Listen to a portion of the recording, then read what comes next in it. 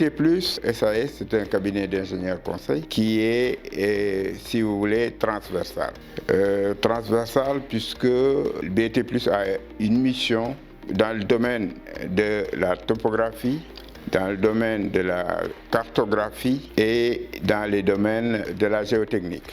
Et ce qu'on appelle les études des sols, les bâtiments et infrastructures. Et on est aussi dans le domaine de l'eau et de l'électricité. Ces différents secteurs qui sont des secteurs très importants dans l'aménagement du territoire de notre pays.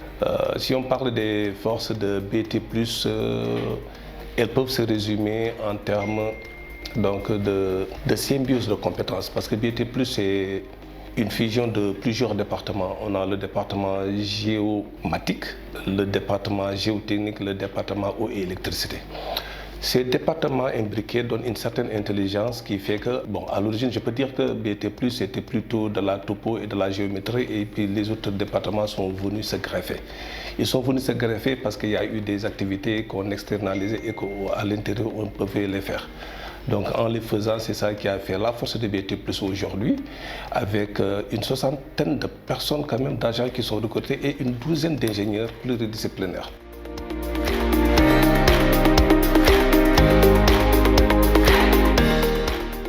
Dans le département aménagement, système d'information, nous avons deux divisions. Il y a la division terrestre qui est chargée de l'aménagement et du foncier, mais également la division aérienne où on traite tout ce qui est cartographie et système d'information géographique. Aujourd'hui, nous savons tous que nous sommes à l'ère des avancées technologiques. On a vraiment dépassé le temps où le géomètre utiliser la chaîne ou bien le jalon pour faire du boulot. Donc on est passé après au niveau des stations totales, on est allé vers les GPS. Aujourd'hui on parle de drones, de scanners 3D. Ces drones cités précédemment aussi sont équipés de caméras ou de capteurs LIDAR. Pour les capteurs LIDAR, nous en avons deux Alpha R 450.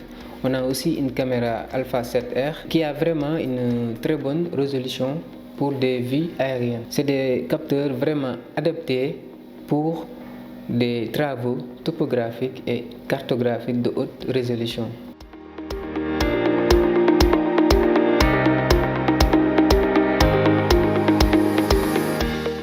Ici, dans notre département, on s'occupe de tout ce qui est études géotechniques, de fondation, que ce soit bâtiment, ouvrage d'art. On s'occupe également des études géotechniques routières, ce qui concerne les routes, voiries et réseaux divers. On s'attelle également dans le dimensionnement des fondations, que ce soit superficielle, mixte ou profonde. On fait des études de béton hydraulique, ce qui part de la formulation au contrôle avec les écrasements de béton. On contrôle et supervision des travaux, ce qui s'appelle communément mission G4 dans les projets. La mission de notre département est d'étudier des réseaux électriques de transport en très haute tension, de distribution en moyenne et basse tension, en rural et en urbain, afin de fournir à nos clients des éléments nécessaires pour mener à bien le projet.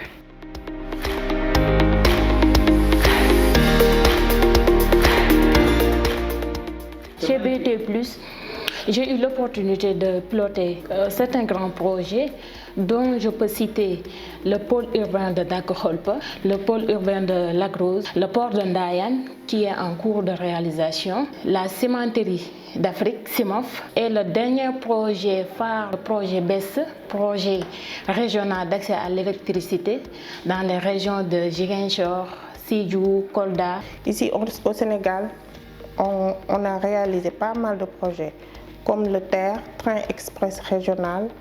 Aussi, on a le projet avec Dakar Arena, les sphères ministérielles à Diamniadio, également le centre international Abdou Diouf, toujours à Diamniadio. On a aussi eu à réaliser des études géotechniques routières avec l'autoroute Thiès-Touba, communément appelée Ila Touba. Pour ne citer que cela, dans la sous-région aussi également, on a eu à réaliser des projets comme l'autoroute Freetown-Conakry, etc.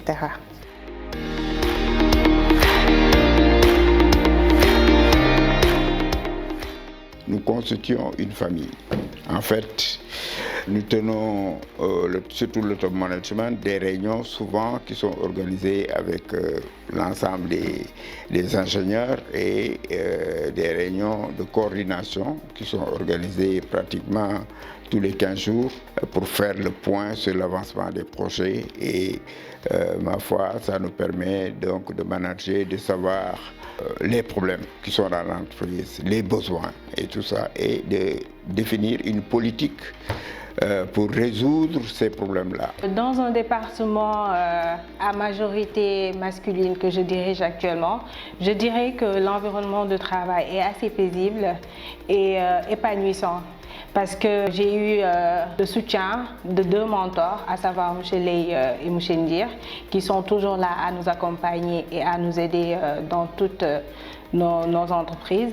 Mais également, on a eu la chance d'être dans une entreprise où on valorise l'intégration et l'inclusion. Donc du coup, on se fait respecter et la plupart du personnel respecte la hiérarchie.